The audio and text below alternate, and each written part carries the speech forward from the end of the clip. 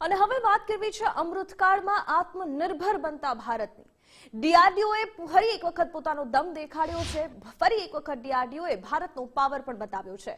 Next generation આકાશ મિસાઇલનું પરીક્ષણ કરવામાં આવ્યું છે।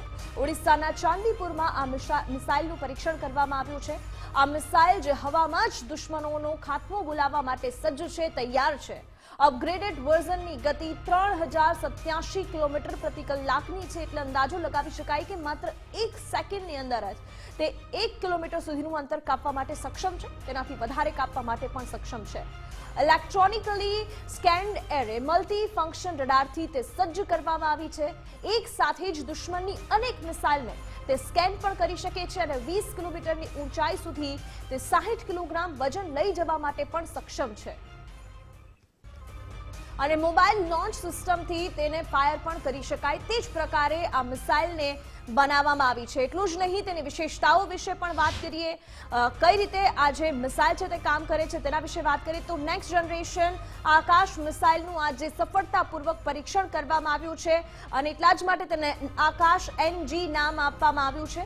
હવામાં જ દુશ્મનોનો ખાત્મો બોલાવી શકે તે પ્રકારની આ મિસાઇલ છે તે બનાવવામાં આવી છે। એટલું જ નહીં, આ મિસાઇલની જે તાકાત છે, તેનું જે વજન છે, તે જે વજન લઈ જવા માટે સક્ષમ છે તે પણ તેને વિશેષ બનાવે છે। Missile dual plus solid rocket મોટરથી સજ્જ છે અને એટલા જ માટે તેની જે સ્પીડ છે તે સૌથી વધારે છે। એટલે જ માટે અપગ્રેડેડ વર્ઝનની ગતિ 3087 કિલોમીટર પ્રતિ કલાકની છે અને આ જે ઝડપ છે તેનાથી દુશ્મનને નેસ્તો નાબૂદ કરવામાં એટલી સરળતા મળશે।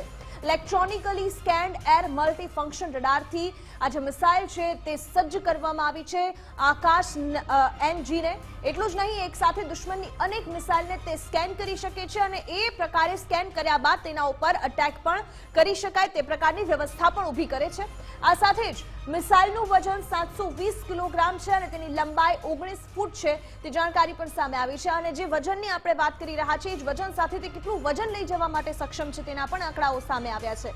20 કિલોમીટર ઊંચાઈ સુધી જવામાં અને તેમાં પણ 60 કિલોગ્રામ વજન લઈ જવામાં તે સક્ષમ છે। અન્ય જે હથિયારો છે તે લઈ જવા માટે પણ આ મિસાઇલ છે તે સક્ષમ છે।